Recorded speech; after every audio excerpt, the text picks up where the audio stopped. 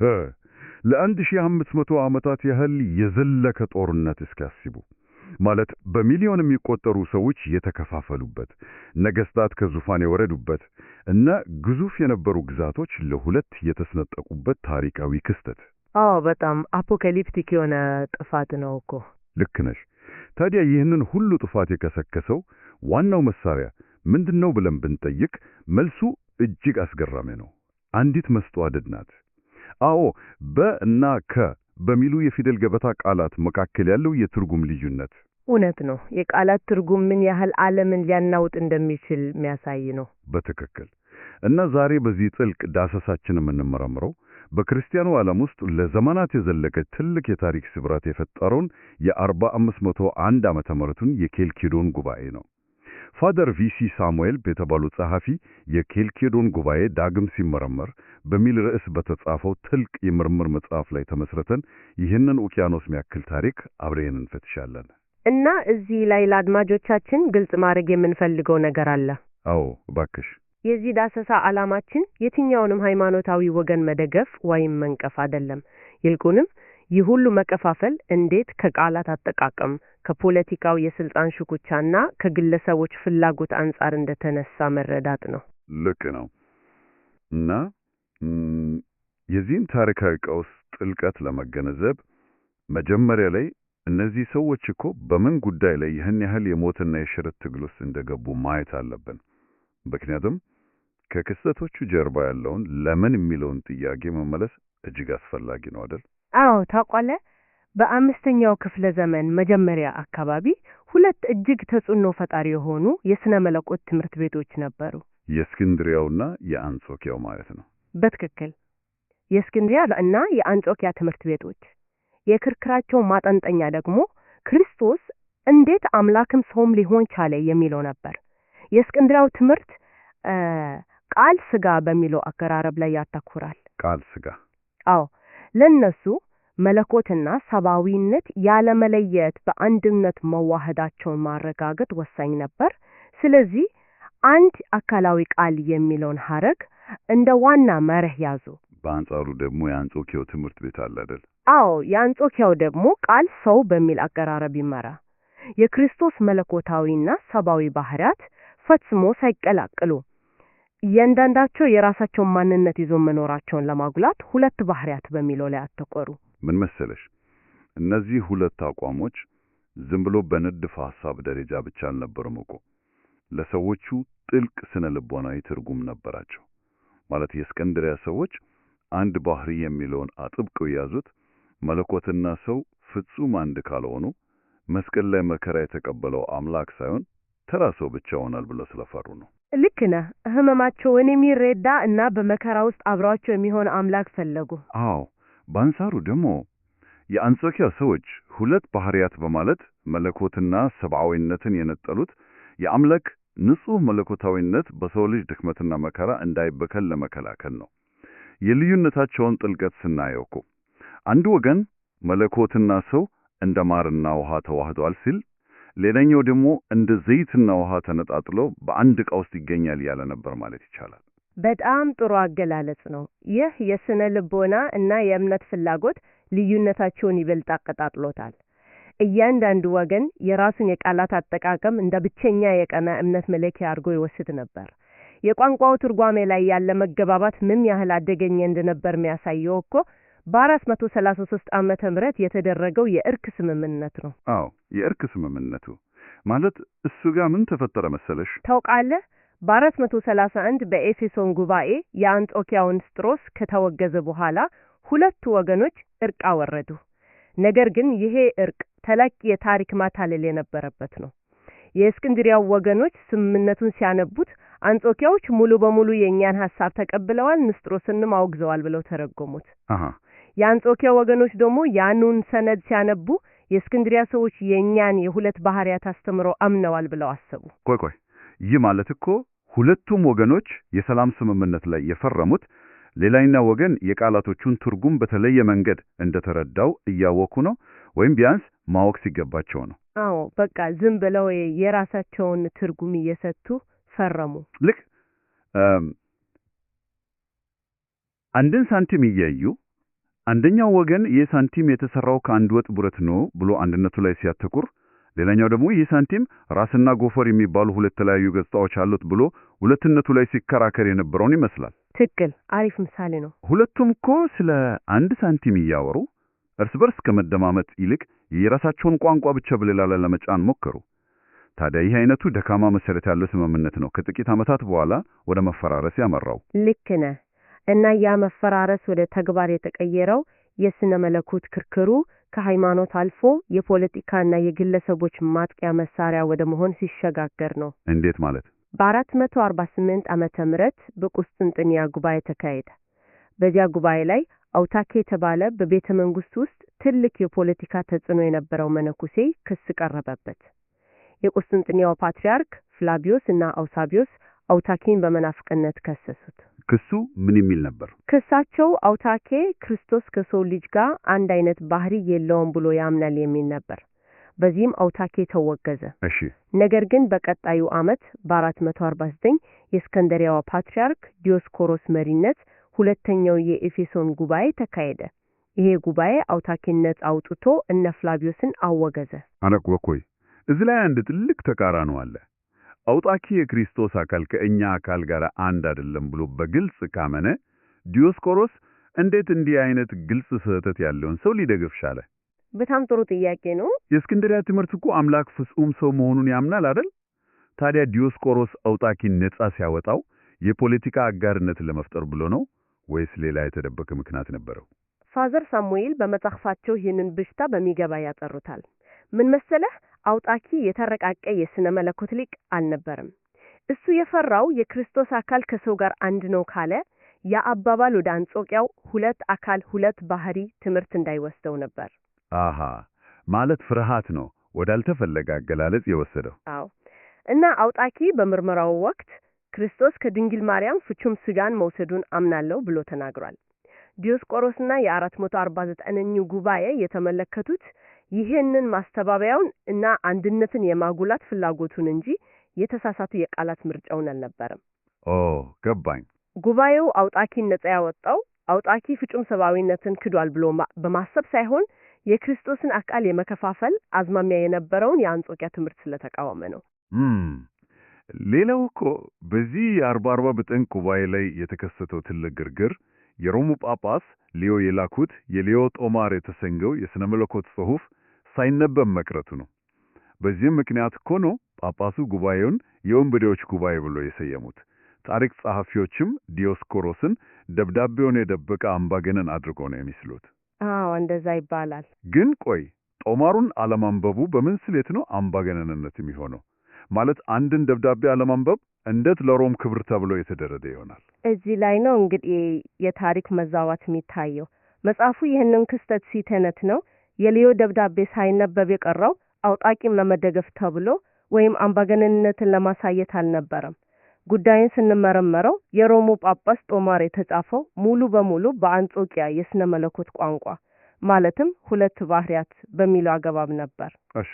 ይህንን ደብዳቤ በጉባኤው ፊት ድምፅ አውጥቶ ማንበብ ቢጀመር ኖሮ ጉባኤው ጦማሩን የልስጥሮስን የክህደት ትምህርት የያዘ ነው ብሎ በመፈረጅ የሮሙን ጳጳስ በአደባባይ እያወግዘው ነበር።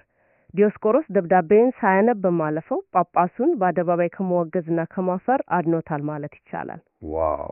አዎ፣ ግጭት ላለመፍጠርና የሮምን መንበር ላለማሳዘን የተወሰደ ዲፕሎማሲ እርምጃ ሊሆን እንደሚችል ጥናቱ ያሳያል። ይህ እኮ እንዴት ያለ የከረረ ታሪክ ምጸት ነው! ማለት የሮምን ጳጳስ ከውርደት ለማዳን የተደረገው ጥንቃቄ መልሶ የወንበዴዎች ጉባኤ የሚል ስያሜ ያሰጠው። እውነት ነው። በጣም የሚያስገርም ነው። የሮም ቁጣ ግን ዝም ብሎ የሚበርድ አልነበረም። ታውቂያለሽ፣ የባዛንታይን ንጉሳዊ ቤተሰብ ሲቀየር ነገሮች 180 ዲግሪ ዞሩ። በ451ኛው ዓመተ ምህረት ንጉሥ መርቂያና ንግሥት ፑልኬሪያ ወደ ስልጣን ሲመጡ የኬልኬዶንን ጉባኤ ጥሩ። ይህ ጉባኤ እኮ ሃይማኖትና የኃይል ፖለቲካ ወንዴት እንደሚቀላቀሉ የሚያሳይ ፍጹም ማሳያ ነው። በትክክል አልክ። አዲሶቹ መሪዎች ግዛታቸውን አንድ ለማድረግ እንዲሁም የቁስጥንጥንያን ቤተክርስቲያን የበላይነት ለማረጋገጥ ሲሉ ሮምን ማስደሰት ነበረባቸው። የሮምን ድጋፍ ለማግኘት ደግሞ በ449ኛው ጉባኤ የተበሳጩትን ጳጳስ ሊዮን ማካስገድ ነበረ። እና ለዛ ነው በዲዮስቆሮስ ላይ ዘመቻ የተከፈተው።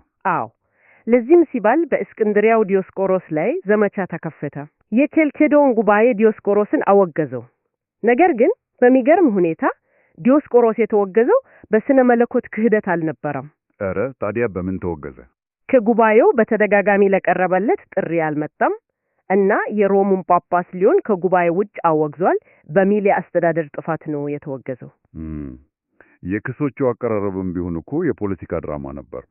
በዲዮስቆሮስ ላይ ከቀረቡት ክሶች አንዱ በ449ኛው ጉባኤ ላይ ጳጳሳቱን ባዶ ወረቀት ላይ በግድ አስፈርሟል የሚል ነበር። አዎ፣ ይህ በጣም ታዋቂ ክስ ነው። ግን እንዴት አንድ ሰው በመቶዎች የሚቆጠሩ ጳጳሳትን ባዶ ወረቀት ላይ ያስፈርማል? ከሳሾቹ ራሳቸው ቆይተው ይህ ክስ የፈጠራ እንደነበረና ፈርሞ የነበረው በገዛ ፈቃዳቸው እንደሆነ ማምናቸው የጉባኤውን ፍትሐዊነት ጥያቄ ውስጥ ይጥላል። ልክ ነህ። የኬልኬዶን ውሳኔዎች በዋናነት በመንግስት ባለስልጣናት የተመሩ ነበሩ። ዲዮስቆሮስን ለማውገዝም ሆነ የሊዮን ጦማር ለማስደቅ ጳጳሳቱ ላይ ከፍተኛ የመንግስት ጫና ይደረግ ነበር። በተቃራኒው ደግሞ ቀድሞ የተወገዙት የንስጥሮስ ደጋፊ የነበሩት ቴዎዶሬት እና ኢባስ በዚህ ጉባኤ ነጻ ወጥቷል። ይህ እኮ ሌላ ግርግር ነው የፈጠረ አይደል? አዎ፣ ይህ ድርጊት አብዛኛውን የምስራቁን ቤተክርስቲያን ክፉኛ አስቆጥቷል። የመንግስት ባለስልጣናት ሁለት ባህሪያት የሚለውን የኬልኬዶን ቀመር በአስገዳጅ ሁኔታ እንዲጸድቅ አደረጉ። ምን መሰለሽ፣ ይህ ሁኔታ ዘመናዊ ከሆኑ ትልልቅ ኩባንያዎች ውህደት ወይንም ሆስታይል ቴክኦቨር ጋር በጣም ይመሳሰላል። እንዴት ማለት?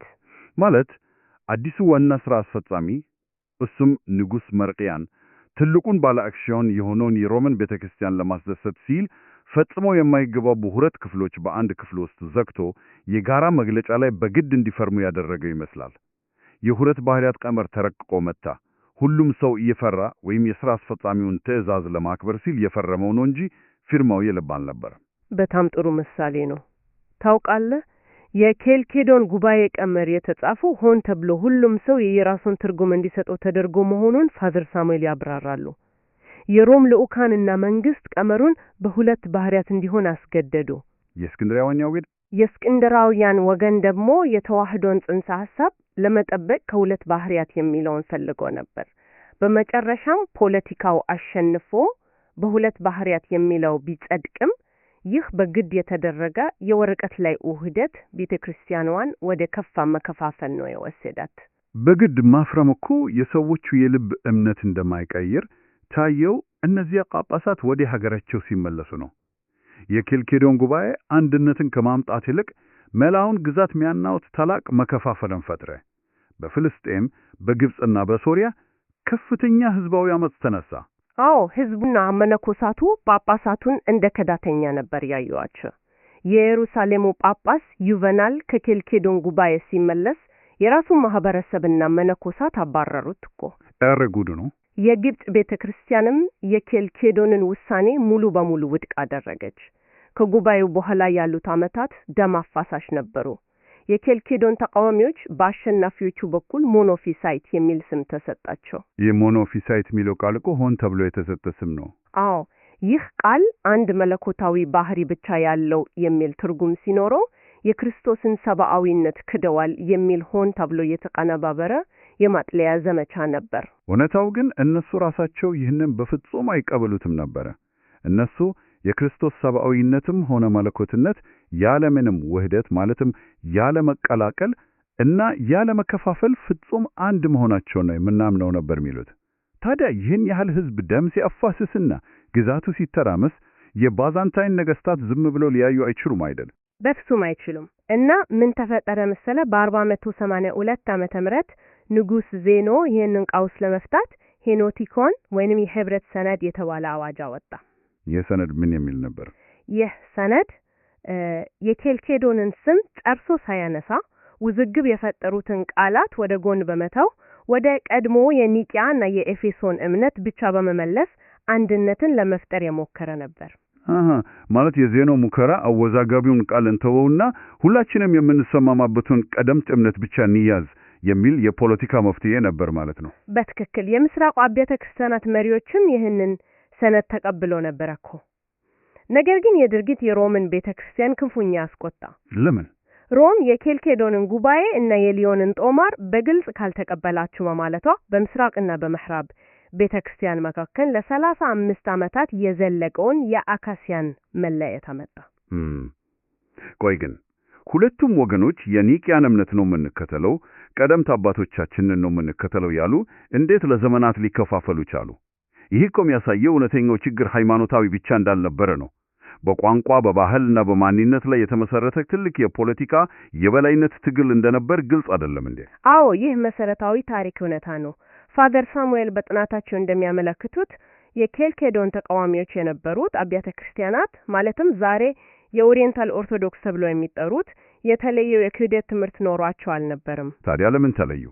ለቀደመው የቤተ ክርስቲያን ትውፊት እና ለኤፌሶን ጉባኤ የነበራቸውን ታማኝነት አሳልፎን ለማለመስጠት ብለው ነው። ከዚህም ባለፈ ታውቃለህ፣ በሮም እና በቁስጥንጥንያ የባህል እና የፖለቲካ የበላይነት ስር ላለመውደቅ የተደረገ ማንነት ትግልም ነበር።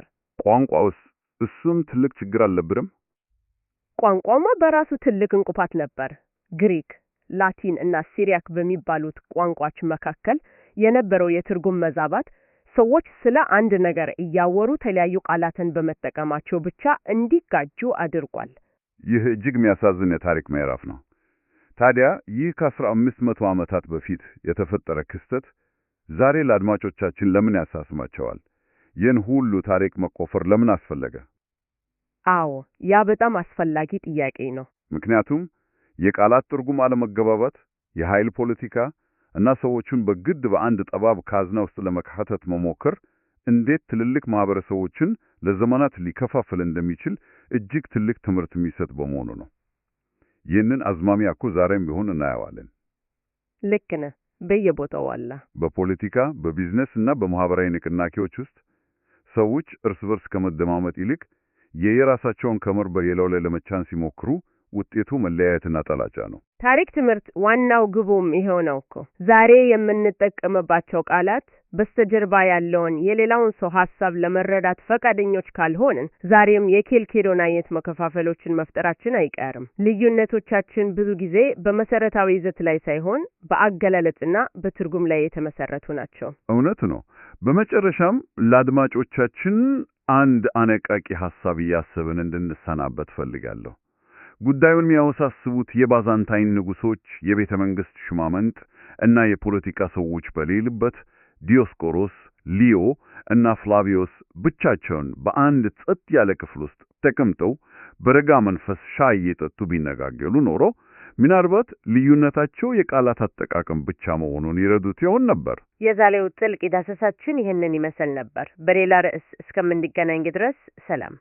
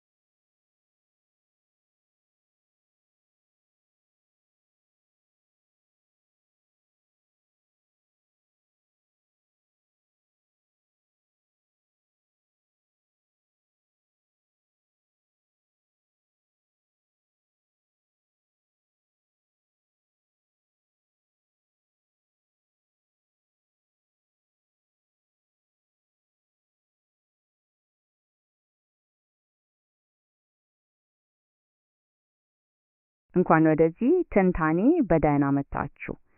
ዛሬ የምንዳስሰው በቃላት አጠቃቀምና ትርጉም ምክንያት ብቻ አንድን ግዙፍ ጥንታዊ ግዛት ለሁለት የከፈለውን አስገራሚ የ1500 ዓመታት ታሪካዊ ምስጢር ነው።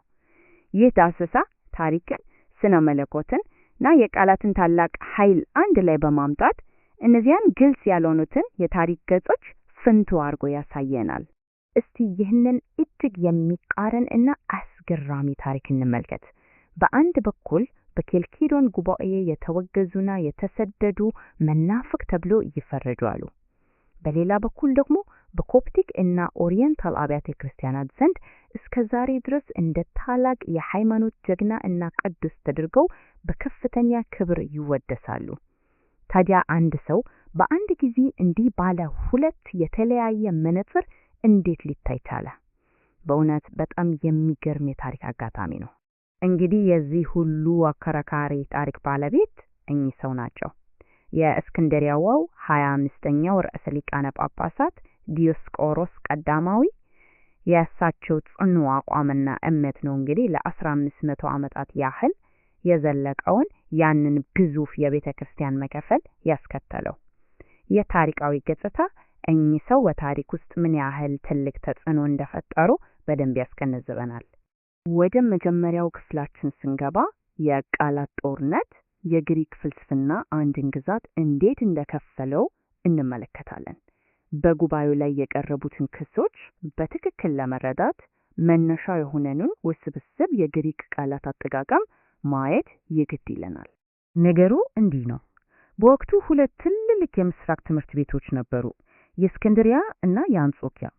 የእስክንድሪያው ትምህርት ቤት ቃል ሥጋ ሆነ በሚለው የክርስቶስ አንድነት ላይ አጥብቆ ሲያተኩር፣ የአንጾኪያው ደግሞ ሁለት የተለያዩ ባህሪያት አሉት የሚል ቃል ሰው የተሰኘ ትምህርት ያራምድ ነበር። ዋናው ችግር ምን መሰላችሁ? ሁለቱ ወገኖች የየራሳቸውን ሐሳብ ሲገልጹ እርስ በርስ በሚገባ መግባባት አልቻሉም ነበር። የቃላትን ትርጉም መለዋወጥ ስናይ ደግሞ ነገሩ ይበልጥ ግልጽ ይሆንልናል። ለምሳሌ ሃይፖስታሲስ የሚለውን ቃል ብንወስድ በመጀመሪያ ባህሪ ከሚለው ጋር ተመሳሳይ ትርጉም ነበረው። ነገር ግን ከጊዜ በኋላ የአንድን ግለሰብ ተጨባጭነት ወይም ህልውና ለማመልከት ትርጉሙ ተቀየረ። ታዲያ ይህ የትርጉም ለውጥ በምስራቅ እና ምዕራብ አብያተ ክርስቲያናት መካከል ምን ያህል ትልቅ አለመግባባት እንደፈጠረ መገመት አይዳግትም።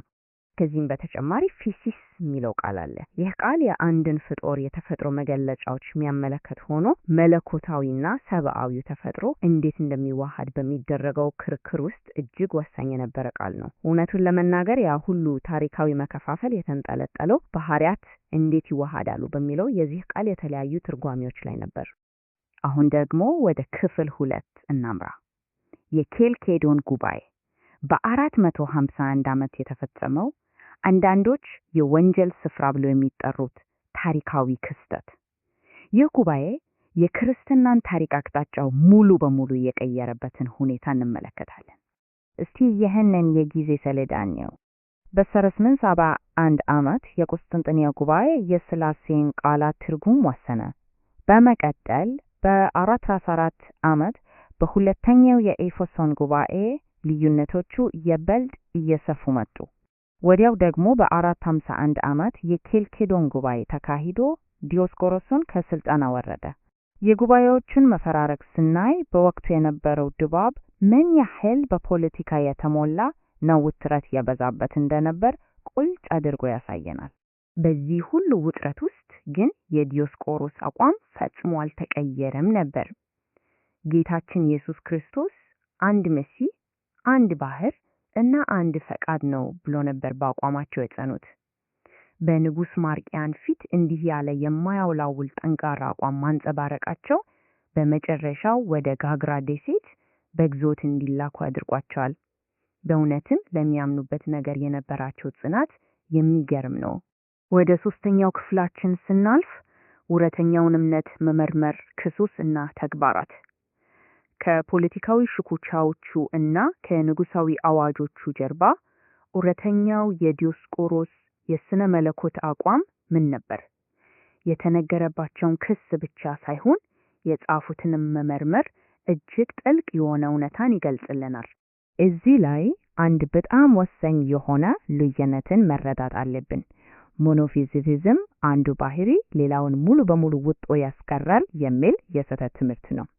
ነገር ግን ሚያፊዚቲዝም መለኮታዊ እና ሰብአዊ ባህሪያት ሳይቀላቀሉ አንድ የተዋሃደ የእግዚአብሔር ቃል ስጋዊ ባህሪ ሆነው ይኖራሉ የሚል ትምህርት ነው። ዲዮስቆሮስ የተከሰሱት ሞኖፊዚት ናቸው ተብሎ ቢሆንም በተግባር ያስተምሩ የነበሩ ግን ይህንን ሁለተኛውን ማለትም የተዋሃደ ግን ያልተቀላቀለ ባህሪ መሆኑን ነው። በኬልኬዶን ጉባኤ ላይ እሳቸው ራሳቸው የተናገሩትን ብንመለከት ይህ ሐሳብ ይበልጥ ግልጽ ይሆንልናል። እኔ መደባለቅን፣ መከፋፈልን፣ መለወጥን እና መቀላቀልን እቃወማለሁ በማለት ነበር የተከላከሉት። ታዲያ የሚያሳየን የተከሰሱበትን ጽንፈኛ አመለካከት እሳቸው ራሳቸው በግልጽ ይቃወሙ እንደነበር ነው። ነገሩ በጣም አያጠያይቅም እንዴ? ከተግባራቸውም የምንረዳው ሌላ አስገራሚ እውነት አለ። መነኩሴው ኤልያስን በተመለከተ ለሸኑቴ ያላኩትን ደብዳቤ ብናይ ነፍስ አጥፊ በሆኑ ትምህርቶቹ ምክንያት ያንን ቄስ ከስልጣን ዝቅ አድርገዋል፣ ከሀገረ ስብከቱ ሙሉ በሙሉ እንዲባረር አዘዋል፣ እንዲሁም የመናፍቃን መጻሕፍት ተሰብስቦ እንዲጠፉ ትእዛዝ ሰጥቷል። የሚያሳየው የኦርቶዶክስን ንጽሕና ለመጠበቅ ምን ያህል ጥብቅ እንደነበሩ ነው። ታዲያ መናፍቃንን እንዲህ አጥብቆ የሚዋጋ ሰው እንዴት ራሱ በመናፍቅነት ይፈረጃል የሚል ጥያቄ ማስነሳቱ አይቀርም። በመጨረሻም ወደ ክፍል 4 ስንመጣ የ1500 ዓመታት መከፋፈልን መፍወስ የዘመናችን ብይን። አሁን ወደ ዘመናችን ስንመጣ ምሁራን እና የሥነ መለኮት ታዋቂዎች ወደ ኋላ መለስ ብለው ያንን የ451 ዓመቱ ብይን በገለልተኝነት ዳግም እየገምገሙት ይገኛሉ። ይህ ትልቅ የተስፋ ብርሃን ነው። ይህን ሰንጠረዥ ተመልከቱት። በጣም ደስ የሚል ለውጥ ነው የሚያሳየው። በ5ኛው ክፍለ ዘመን ነገሩ ሁሉ በውግዘትና በመገለል የተሞላ ነበር። ነገር ግን ከ1960ዎቹ ጀምሮ እስከ 1990ዎቹ ድረስ በተደረጉ የውይይት መድረኮች አብያተ ክርስቲያናቱ በመሰረታዊ የዶግማ አንግነት ላይ ስምምነት ላይ መድረስ ችለዋል። ይህ ማለት ቀድሞ ውግዘት ብቻ በነበረባቸው ጉዳዮች ላይ አሁን የጋራ መግባባት የተገኘ ነው ማለት ነው። ይህ ዳሰሳችን አንድ ትልቅ ጥያቄ ጥሎንን ያልፋል።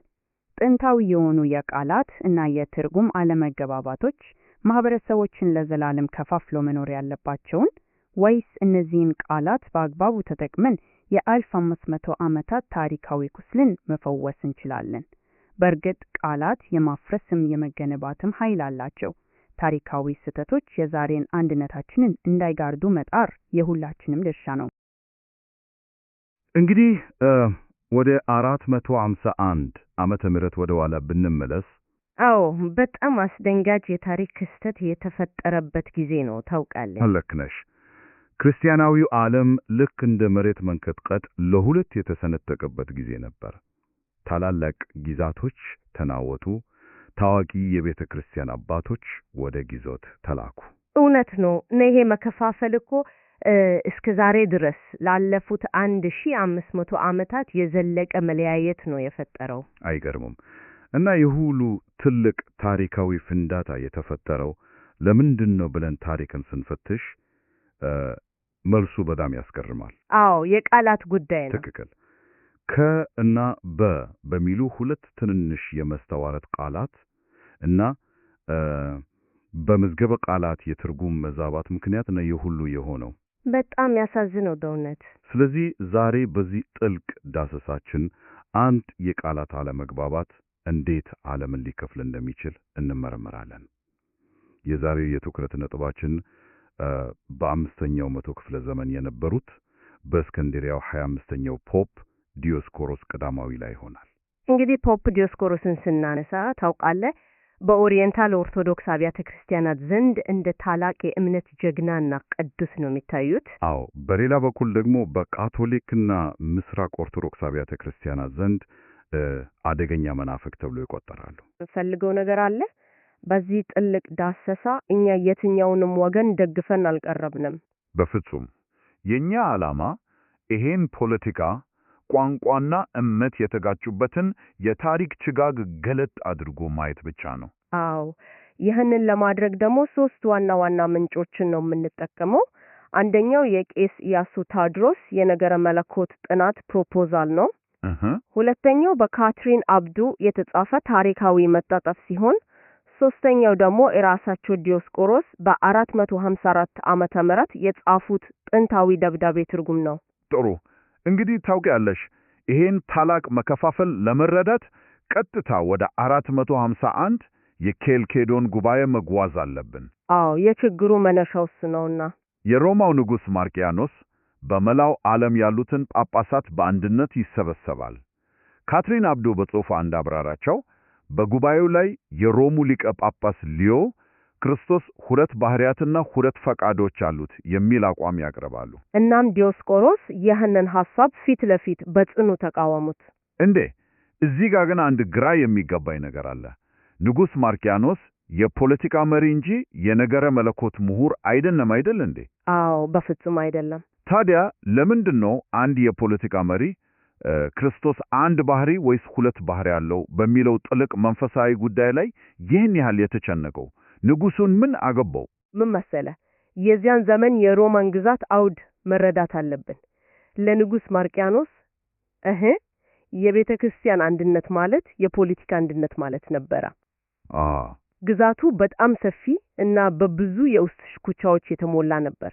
ስለዚህ በህዝቡ መካከል የሚፈጠር ማንኛውም ሃይማኖታዊ መለያየት በቀጥታ ወደ ግዛቱ መበታተን ያመራል። ማለት ንጉሱ ጉባኤውን የታራው መለኮታዊ እውነትን ፈልጎ አይደለም ማለት ነው? በፍጹም አይደለም። በተለያዩ አብያተ ክርስቲያናት መካከል ስምምነት ፈጥሮ የፖለቲካ ሰላምን ወይም በወቅቱ ቋንቋ ፓክስ ሮማናን ለማስፈን ነው። አሁን ገባኝ። ዲዮስቆሮስ ግን የተሟገቱት ለፖለቲካዊ ስምምነት ሳይሆን ለእውነት ነው ብለው ስላመኑ አይደል? አዎ ልክ ነህ። ዲዮስቆሮስ የቀድሞውን ፖፕ ቄርሎስን አስተምሮ ነበር አጥብቆ ያዙት። የእግዚአብሔር ቃል ከስጋ ጋር ያለው ተዋህዶ ልክ ነፍስ ከስጋ ጋር እንዳላት ተዋህዶ ነው ብለው ነው ያስተማሩት። የተለያዩ ባህሪያት ቢሆኑም በተዋህዶ አንድ ሆነዋል ብለው ክርስቶስ አንድ መሲር፣ አንድ ባህሪ እና አንድ ፍቃድ ነው የሚለውን አቋማቸውን በጽኑ አራመዱ። ታውቂያለሽ ይሄ ነገር ልክ ምን ይመስለኛል? ያለ አስተርጓሚ የተገናኘው ዳኛና ተከሳሽ አይነት ነገር ነው። አዎ በጣም ትክክለኛ ምሳሌ ነው። ንጉሱ እባካችሁ ተስማሙና ግዛቴን አረጋጉልኝ ያለ ነው። ዲዮስቆሮስ ደግሞ ይህ የማይደራደሩበት የመዳንና የእውነት ጥያቄ ነው ያሉ ነው። ቋንቋቸውና ዓላማቸው ፍጹም የተለያየ ነው። እናም መጨረሻው ምን ሆነ? ዲዮስቆሮስ የንጉሱን ትእዛዝ በመጣስ እና የራሳቸውን እምነት አጥብቀው በመያዛቸው ንጉሱ ወደ ጋግራ ደሴት በግዞት አሰደዳቸው። ካትሪን አብዶ እኮ በመጣጥፏ እንደምትነግረን በዚያች ደሴት ላይ አስገራሚ ነገሮች ተፈጥረዋል። ምን ተፈጠረ? መጀመሪያ ላይ ነዋሪዎቹ በጥላቻ ቢቀበሏቸውም በኋላ ግን በጸሎታቸው በተደረጉ ተአምራት እና በፈውስ ስራቸው የሕዝቡን ልብ ማሸነፍ ችለው ነበር። አይገርምም? አዎ እሳቸው በስደት ሞቱ። ዓለም ግን ዛሬም ድረስ በዚያች ጉባኤ ምክንያት እንደተከፈለ ነው። ምን መሰለ፣ ይቺ የኬልኬዶን ጉባኤ እኮ ከመንፈሳዊ ስብሰባ ይልቅ ወደ ፍርድ ቤት ውሎ የተቀየረችበት አጋጣሚ ነበረ። ልክ ነሽ።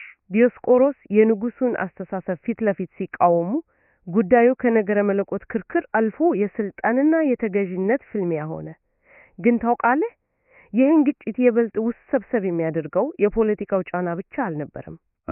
ሌላ ምን ነበር? ትልቁና ዋነኛው ፈንጂ የቃላት ጦርነት ነበር። አዎ ይህ የቃላት ጦርነት ጉዳይማ እጅግ በጣም አስገራሚ ነው። ቄስ ኢያሱ ታድሮስ ባቀረቡት የነገረ መለኮት ጥናት ፕሮፖዛል ላይ እንዳብራሩት ችግሩ የጀመረው ገና ድሮ በእስክንድሪያና በአንጾኪያ ትምህርት ቤቶች መካከል በነበረው የፍልስፍና ልዩነት ነው። እውነት ነው። እነዚህ ሁለት ታላላቅ ጥንታዊ ከተሞች ክርስትናን የሚረዱበት ፍጹም የተለያየ የራሳቸው መነጽር ነበራቸው። እንዴት ነው የሚለያዩት? ልክ ዓለምን ከተለያየ አቅጣጫ እንደሚመለከቱ ሁለት ተለያዩ የሳይንስ ዘርፎች ማሰብ እንችላለን። በእስክንድሪያ ትምህርት ቤት ማለትም የዲዮስቆሮስ መነሻ በሆነው ዋነኛው ትኩረት መለኮታዊው ቃል እንዴት ሰው ሆነ በሚለው ምስጢራዊ አንድነት ላይ ነበር። አቋማቸው ቃል ስጋ የሚል ነበር ማለት ነው። አዎ በትክክል። በአንጾኪያ ትምህርት ቤት በኩል ግን መለኮትና የሰው ልጅ ባህሪ ተለይቶ መታየት አለባቸው ብሎ ያምኑ ነበር። የእነርሱ ትኩረት ቃል ሰው በሚለው ላይ ነበር። ሁለቱ ባህሪያት ከተዋህዶ በኋላም ሳይቀላቀሉ ተጠብቀው መቀጠል አለባቸው የሚል ስጋት ነበራቸው። እና ይሄ ስጋት ነው እንግዲህ ወደ ታላቁ ክስ ያመራው። አብዛኛው የምዕራቡና የምስራቅ ኦርቶዶክስ ዓለም ዲዮስቆሮስን ሞኖፊዛይት እያለው በታሪክ ስክሳቸው ይኖሩ። ሞኖፊዛይት ማለት ደግሞ መለኮታዊው ባህሪ ሰዋዊውን ባህሪ ውጦ አጥፍቶታል፣ ስለዚህ አለው አንድ ባህሪ ብቻ ነው የሚል ትርጉም ነው ያለው። ግን ቄስ ታድሮስ ይሄ ሲያሜ ፈጽሞ ስህተት እንደሆነ እና እውነቱ ሚያፊዛይት መሆኑን ያስረዳሉ። እንግዲህ ታውቂያለሽ ይህንን የሚያፊዛይት ጽንሰ ሐሳብ በደንብ ለማስረዳት አንድ የራሴን ምሳሌ ልጠቀም። እስቲ ኬክ ከመጋገር ጋር እናመሳሰለው። ዱቄት፣ እንቁላል እና ስኳር ከተቀላቀሉ በኋላ ወደ ምጃ ገብቶ ሲወጡ ወደ አንድ አዲስ ነገር ወደ ኬክ ይቀየራሉ። ተመልሰው ወደ ዱቄትነት ወይም እንቁላልነት አይለያዩም። አሁን አንድ ኬክ ነው። በኬልኬዶን ጉባኤም ዲዮስቆሮስ ያሉት ይህንን አይደለም እንዴ? የተዋሃደ አንድ አዲስ ባህሪ ተፈጠረ ለማለት ይመስለኛል። እንዴ እዚች ላይ ላቋርጥህና አንድ ትልቅ እርማት ልስጥ። አተፋሁ እንዴ? አሁን ያነሳው የኬክ ምሳሌ እኮ የዲዮስቆሮስ ጠላቶች እሱን ለመክሰስ ሲጠቀሙበት የነበረው ትክክለኛው የአውጣጥዬ ኑፋቄ ትምህርት ነው። እንዴት ኬክ አንድነትን አያሳይም? ምክንያቱም ምን መሰለ፣ በኬክ ውስጥ ዱቄቱ እና እንቁላሉ የራሳቸውን ማንነት አጥተው ተለወጡ። ሙሉ በሙሉ አዲስ ሶስተኛ ነገር ነው የፈጠሩት። ዲዮስቆሮስ ግን መለወጥ እና መደባለቅ የሚለውን ሐሳብ አጥብቀው ይቆማሉ። ስለዚህ የኬክ ምሳሌ ፈጽሞ አይወከልም። ታዲያ ትክክለኛው ምሳሌ ምንድነው? ከዚህ ይልቅ የዲዮስቆሮስ ቀዳሚ የነበሩት ፖፕ ቄርሎስ የተጠቀሙበትን እና ሚያፊዛይትን በትክክል የሚገልጸውን የእሳት እና ብረት ምሳሌ እንመልከት። እሺ፣ አንድን ብረት ወስደህ እሳት ውስጥ ብትጨምረው ብረቱ ግሎ ቀይ ይሆናል።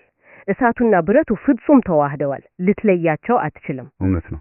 ነገር ግን ብረቱ ወደ እሳትነት አልተቀየረም፣ አሁንም ብረት ነው፣ ቅርጽ ይወትረዋል። እሳቱም ወደ ብረትነት አልተለወጠም፣ አሁንም ያቃጥላል። ሚያፊዛይት ማለት ይሄ ነው።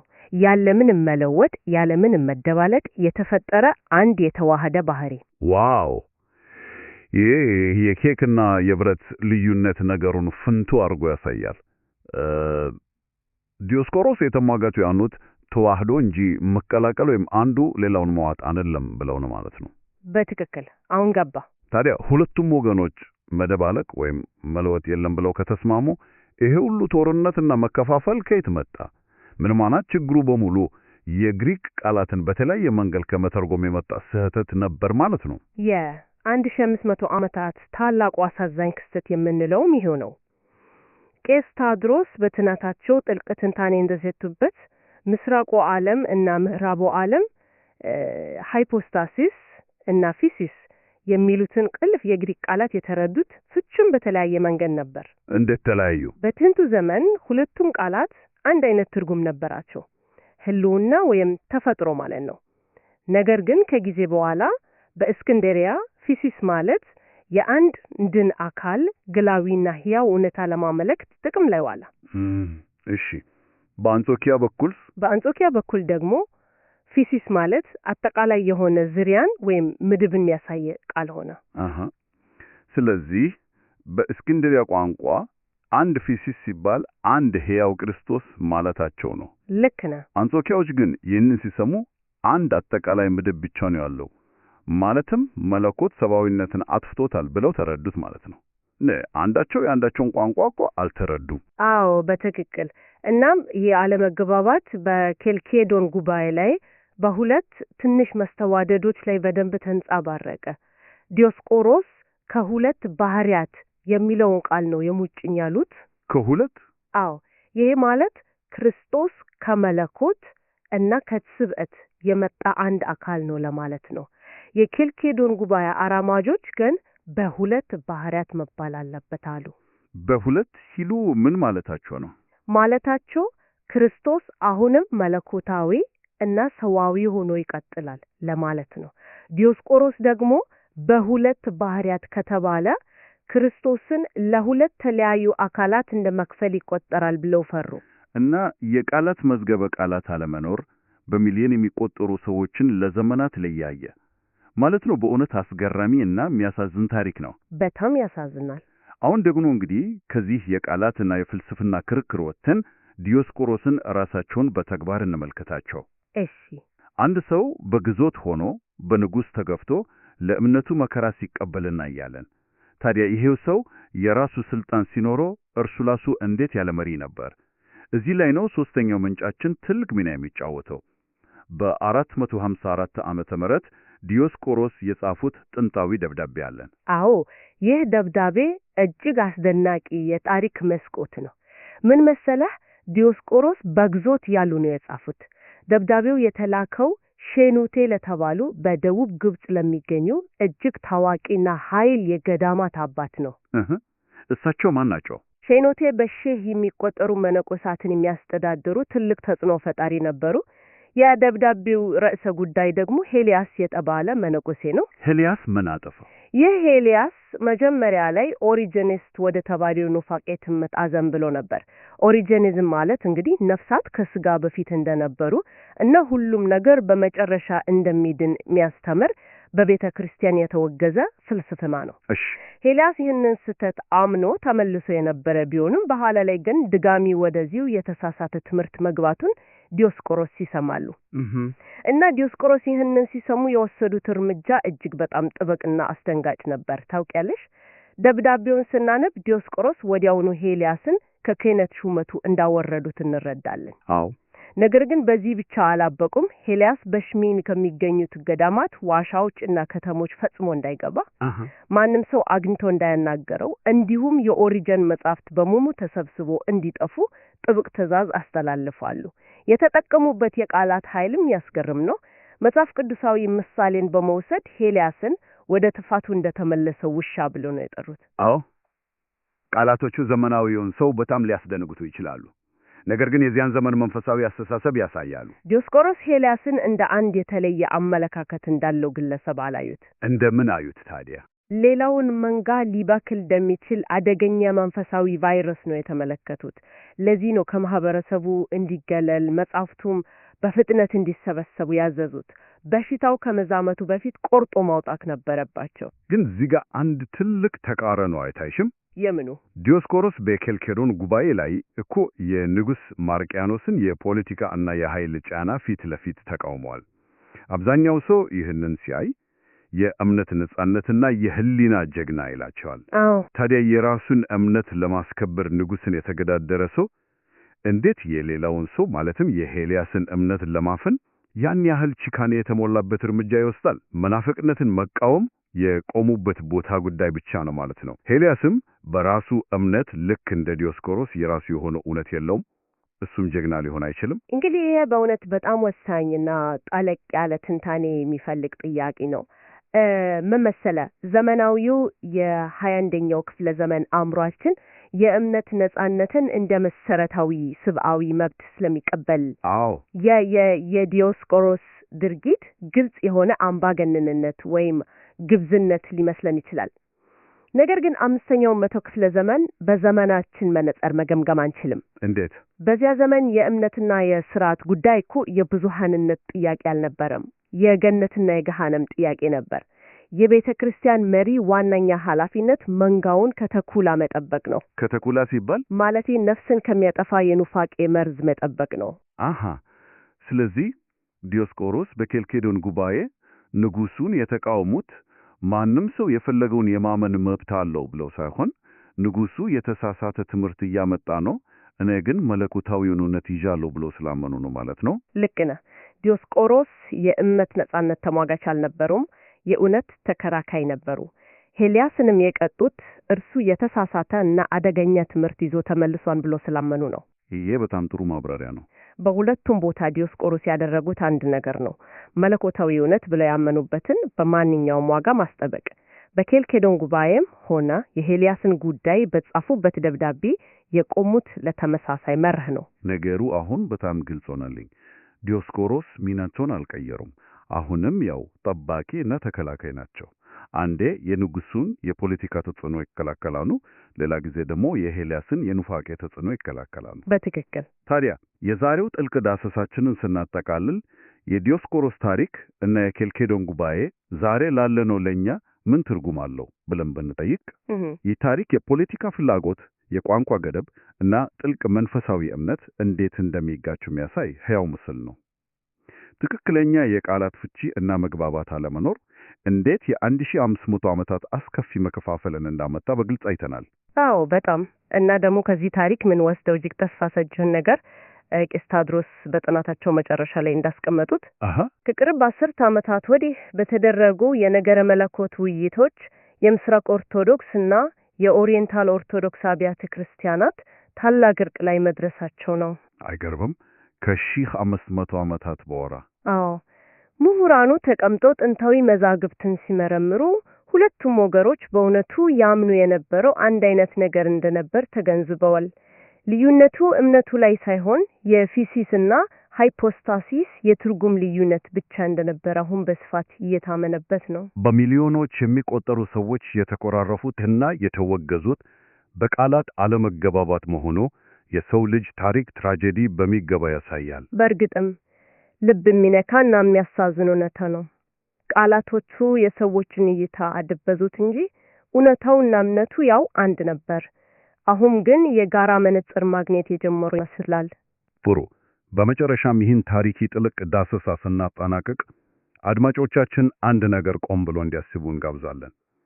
ይህ ታሪክ የ5ኛው ክፍለ ዘመን ታሪክ ነው ብለን ልናልፈው እንችላለን።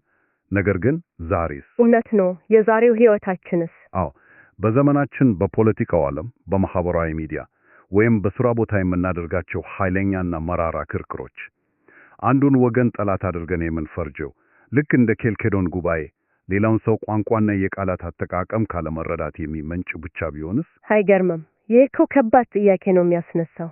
ምናልባት የዛሬው ትልቁ ኑፋቄ የተሳሳተ ሐሳብ ማመን ሳይሆን የሌላውን ሰው ቋንቋ፣ አውድ እና እይታ ለመረዳት ፈጽሞ አለመሞከር ሊሆን ይችላል። ይህ ካልነ በኋላ ሌላ የሚጨመር ሐሳብ የለም። ቃላት ትልቅ ኃይል አላቸው። ያፈርሳሉ፣ ይገነባሉ። እኛ የምንጠቀምባቸው ቃላት በሌሎች ዘንድ ምን ትርጉም እንዳላቸው ሁልጊዜ መመርመር አለብን። አዎ፣ የሰዎችን ቋንቋ ለመረዳት እና ከቃላት ጀርባ ያለውን ልብ ለማየት ሁሌም ጥረት እናድርግ። በሌላ አስደናቂ ጥልቅ ዳሰሳ እስክንገናኝ ጊዜያችሁን ስለሰጣችሁ እናመሰግናለን።